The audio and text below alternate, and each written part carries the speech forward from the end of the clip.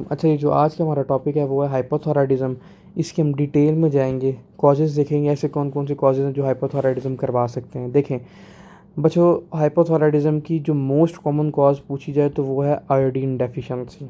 ठीक है, अगर सिंपल कॉज पूछी जाए, अगर वो ये पूछ ले कि मोस्ट कॉमन कॉज ऑटोइम्यून कौन सी है, वो है हाशिमोतो थायराइडाइटिस। ठीक है, अभी हम इसको क्या करेंगे, डिटेल में डिस्कस करेंगे, फिर आपको मैं बताऊंगा कि हाशिमोतो थायराइडाइटिस में क्या क्या हो सकता है। थायराइडेक्टमी भी क्या हो सकती है, अगर फॉर एग्जांपल किसी पेशेंट की थायराइडेक्टमी ही हुई है, ठीक है, उस पेशेंट के अंदर जो थायराइड का लेवल है वो डिक्रीज़ नहीं करेगा, हाइपोथायराइडिज्म नहीं होगा, डेफिनेटली उस पेशेंट के अंदर होगा।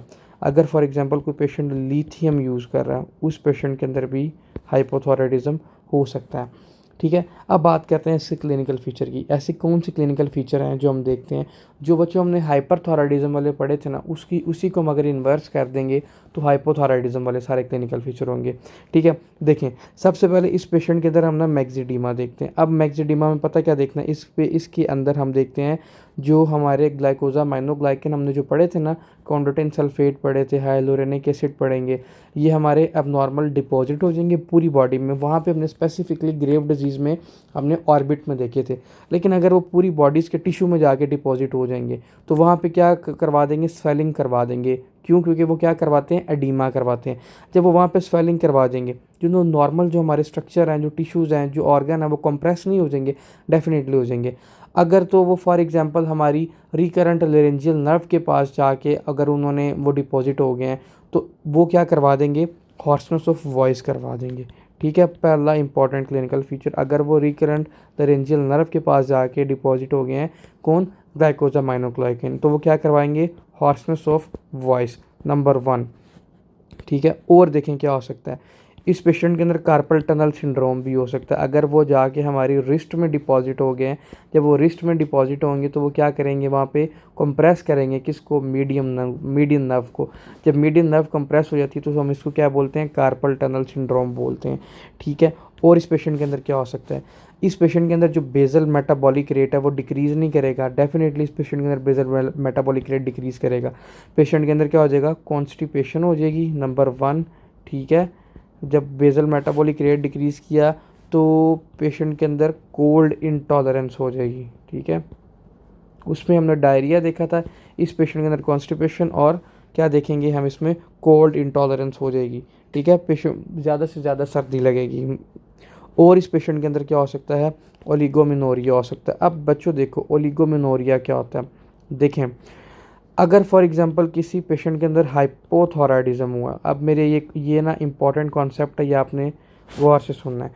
अब किसी पेशेंट के अंदर हाइपोथायराइडिज्म हुआ, जब हमने पहले प्रोलैक्टिनोमा डिस्कस किया था, मैंने आपको बताया था कि हाइपोथायराइडिज्म वाले पेशेंट के अंदर प्रोलैक्टिनोमा कैसे हो सकता है, प्रोलैक्टिनोमा की वजह से थायराइड का लेवल ऑल्टर होता है या नहीं। देखें अब फॉर एग्जांपल एक पेशेंट को हाइपोथायराइडिज्म, अब जब उसको हाइपोथायराइडिज्म है तो उस पेशेंट के अंदर जो थायराइड स्टिमुलेटिंग हार्मोन है ना, वो ज़्यादा से ज़्यादा रिलीज़ होगा।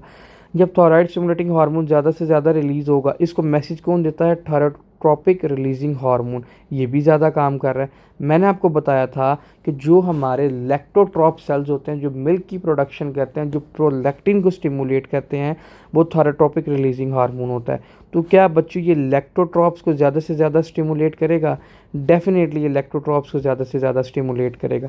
मिल्क की प्रोडक्शन होगी, प्रोलैक्टिनीमिया होगा उस पेशेंट के अंदर, डेफिनेटली उस पेशेंट के अंदर प्रोलैक्टिनीमिया होगा।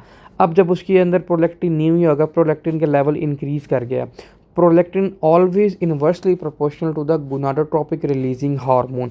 अब मुझे बच्चों आप एक बात बताएं कि एक फॉर एग्जांपल पेशेंट है, उसका प्रोलैक्टिन का लेवल इंक्रीज़ है। ठीक है, जब उसका प्रोलैक्टिन का लेवल इंक्रीज़ है तो मैंने अभी आपको क्या बताया कि ऑलवेज इन्वर्सली प्रोपोर्शनल, तो क्या होगा, इसके अंदर जो गोनाडोट्रोपिक रिलीजिंग हार्मोन है उसका लेवल बच्चों डिक्रीज़ नहीं करेगा, डेफिनेटली डिक्रीज़ करेगा। तो क्या इस पेशेंट के अंदर ओलिगोमिनोरिया हो सकता है, डेफिनेटली इस पेशेंट के अंदर ओलिगोमिनोरिया होगा, अगर वो क्या है, फीमेल है पेशेंट।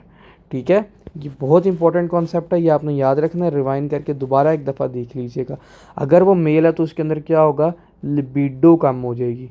ठीक है, टेस्टोस्टेरोन की प्रोडक्शन कम हो जाएगी उस पेशेंट के अंदर, स्पर्मेटोजेनेसिस उस पेशेंट के अंदर ठीक नहीं होगी। ये बहुत इंपॉर्टेंट कॉन्सेप्ट है, ये आपने ज़रूर याद रखना है, इसको बेशक आप रिवाइंड करके देख लीजिएगा। और क्या हो सकता है हाइपोथायराइडिज्म वाले पेशेंट के अंदर? कोलेस्ट्रॉल का लेवल इंक्रीज़ कर सकता है बच्चों, डेफिनेटली कोलेस्ट्रॉल का लेवल इंक्रीज़ कर सकता है। देखें, जब हम पढ़ रहे थे हाइपरथायराइडिज्म, मैंने उसके अंदर आपको बताया था कि अगर T3 का लेवल इंक्रीज़ होगा तो वो क्या करता है, HMG को ए को जाके क्या करेगा, इनहिबिट कर देगा। लेकिन हाइपोथायराइडिज्म वाले पेशेंट के अंदर पता क्या होता है, T3 का लेवल डिक्रीज़ करता है। अब जब T3 का लेवल डिक्रीज़ करेगा, इसको तो कोई ब्लॉक नहीं करेगा, HMG कोई रिडक्टेज ज़्यादा से ज़्यादा काम नहीं करेगा, डेफिनेटली ज़्यादा से ज़्यादा काम करेगा। तो इस पेशेंट के अंदर बच्चों मुझे ये बताएं, कोलेस्ट्रॉल का जो लेवल है वो इंक्रीज़ नहीं होगा, डेफिनेटली इस पेशेंट के अंदर कोलेस्ट्रॉल का लेवल क्या होगा, इंक्रीज़ होगा। और ये MCQs आ सकता है कि कोलेस्ट्रॉल का लेवल इस पेशेंट के अंदर किस तरह इंक्रीज़ होता है। बेसल मेटाबॉलिक रेट डिक्रीज़ हुआ, उसकी वजह से कोल्ड इंटॉलरेंस होगी, ठीक है, स्वेटिंग नहीं होगी पेशेंट के अंदर, ठीक है, कॉन्स्टिपेशन हो जाएगी उस पेशेंट के अंदर। ये सारे इंपॉर्टेंट, इसके सारे क्लिनिकल फीचर आपने याद रखना। इस पेशेंट के अंदर वेट गेन होगा। अब देखें इस पेशेंट के अंदर वेट गेन कैसे होगा, एपिटाइट तो उसकी ऑल दो नॉर्मल है, उस पर कोई फ़र्क नहीं है, लेकिन वेट गेन क्यों हो रहा है, क्योंकि उसका जो बेसल मेटाबॉलिक रेट है वही डिक्रीज़ है बच्चों, वही सही तरह काम नहीं कर रहा। तो उस पेशेंट का जो वेट है वो गेन नहीं होगा, डेफिनेटली उस पेशेंट का वेट क्या होगा, गेन होगा। इस पेशेंट के अंदर मसल वीकनेस होगी। अच्छा बच्चों, मैंने आपको एक बात बताई थी हाइपरथायराइडिज्म पढ़ाते वक्त कि उसके अंदर टैकीकार्डिया होता है। इस पेशेंट के अंदर हम ब्रेडिकार्डिया देखेंगे, रट्टा नहीं लगाना कि ब्रेडिकार्डिया ब्रेडिकार्डिया, हम देखते हैं कैसे होगा। वहाँ पे जो थायराइड हार्मोन है उसका क्या फंक्शन है, बीटा 1 को स्टिमुलेट करना, बीटा 1 को एक्टिवेट करना, स्टिमुलेट करना, और ये क्या करवाता है, हार्ट की कॉन्ट्रैक्टिलिटी करवाता है। अब देखें हमारे पास हाइपोथायराइडिज्म का पेशेंट है, ठीक है, कौन सा पेशेंट है, हाइपो का। बीटा 1 क्या होंगे, एक्टिवेट नहीं होंगे, बीटा 1 एक्टिवेट रिसेप्टर नहीं होंगे जो हार्ट पे पड़े हैं। तो क्या इस पेशेंट के अंदर ब्रेडिकार्डिया हो सकता है, हार्ट की कॉन्ट्रैक्टिलिटी डिक्रीज़ कर सकती है, डेफिनेटली इस पेशेंट के अंदर ब्रेडिकार्डिया हो सकता है, ठीक है। ये सारे इंपॉर्टेंट पॉइंट हैं जो एग्जामिनर पूछ लेता है। अच्छा, अब बात करते हैं डिजीज़ की, दैट इज़ क्रिटिनिज्म। अब क्रिटिनिज्म क्या होता है, क्रिटिनिज्म भी हम इसी में ही कवर कर लेते हैं, ठीक है। अगर वो पेशेंट, वो एग्जामिनर हमें question they they, a 35 year old female come to emergency room with history of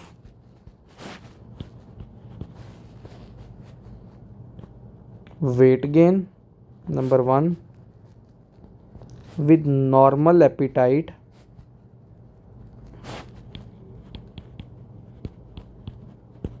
also she has constipation,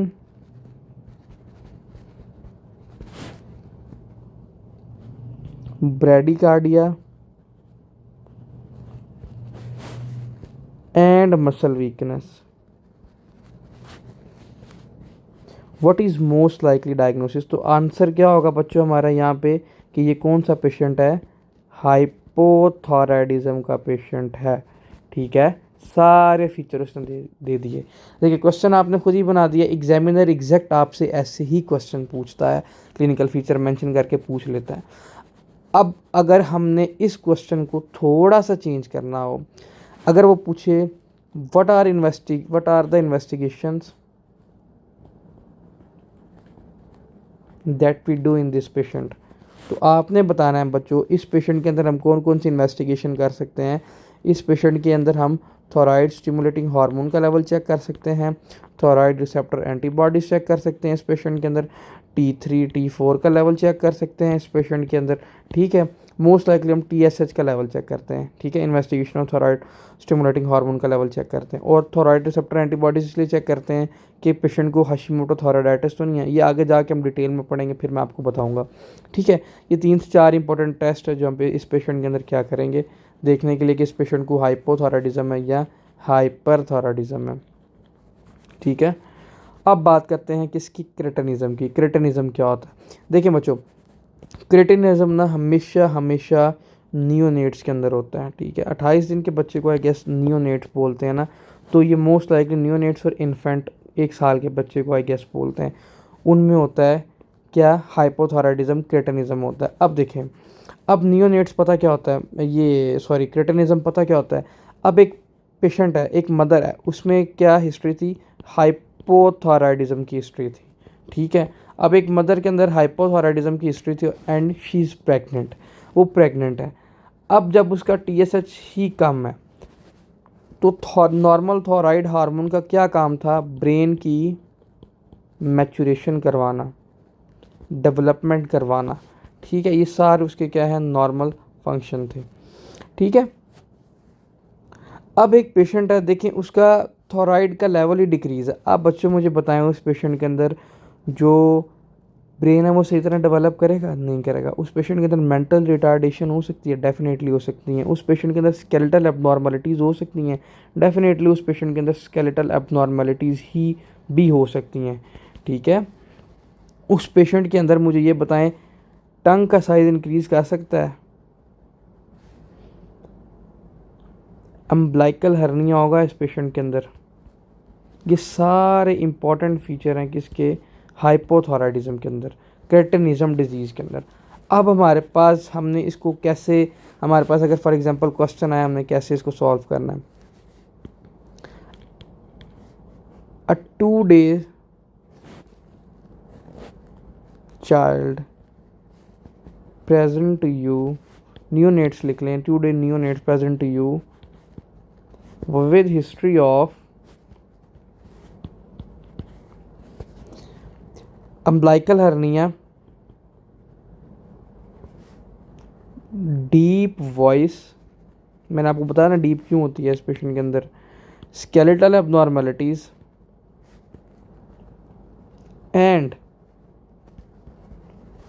mental retardation.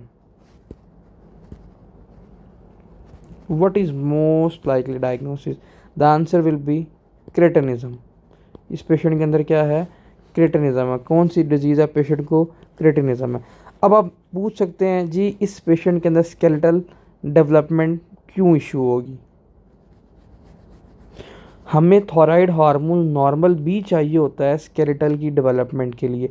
अब इस पेशेंट के अंदर वैसे ही हाइपोथायराइडिज्म है, तो मुझे ये बताएं इस पेशेंट के अंदर स्केलेटल एबनॉर्मलिटीज़ हो सकती हैं, डेफिनेटली हो सकती हैं इस पेशेंट के अंदर, ठीक है। अब इसकी कॉजेज़ क्या है, ऐसी कौन सी कॉजेज़ हैं जो हमें इस पेशेंट के अंदर क्या करवा रही है, क्रेटिनिज्म करवा रही है।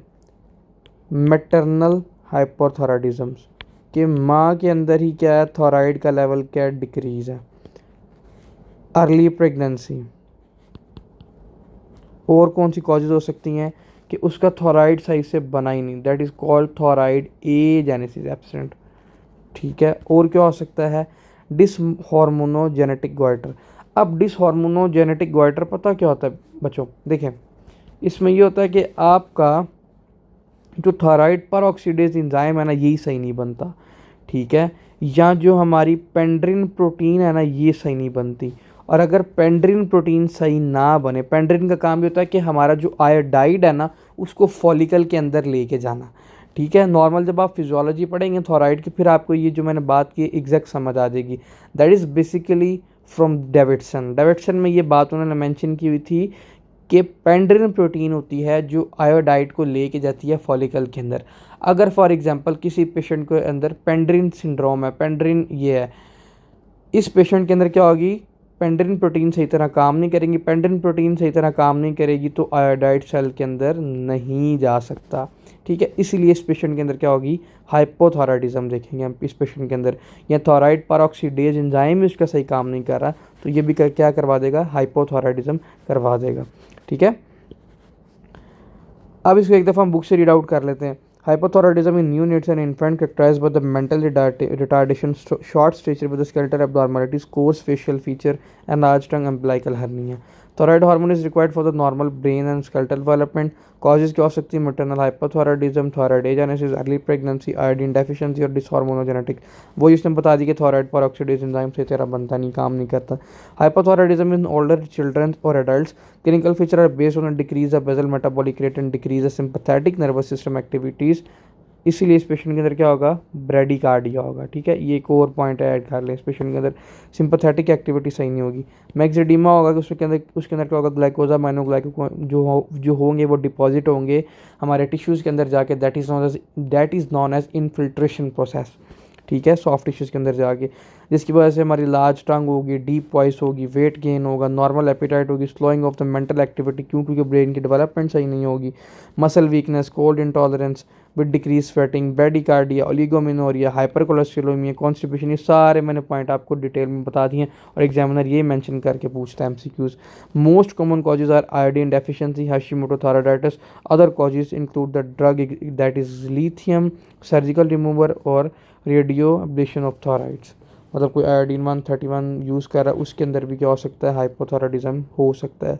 ठीक है, ये सारे इंपॉर्टेंट, सारा एक एक लाइन इसमें इंपॉर्टेंट है, इसी में से एग्जामिनर क्वेश्चन पूछता है। आपने खुद ही क्वेश्चन अब इसके बनाने हैं, किसी का भी कोई भी क्वेश्चन हुआ वो कमेंट में पूछ सकता है। आगे हम जो नेक्स्ट स्टार्ट करेंगे वो है हाशिमोटो थायराइडाइटिस और सब एक्यूट, ये जो इसकी बाकी जो रिमेनिंग पोर्शन रह गया हम वो करेंगे। हम इसको फर्स्ट एड से भी रीड करेंगे, लेकिन इसको एक दफ़ा यहाँ से कंप्लीट सारा कर लें, फिर उसके बाद मैं आपको फर्स्ट एड पे भी ले जाऊँगा, वहाँ से भी रीड कर लेंगे। सारी बातें यहीं लिखी हुई हैं।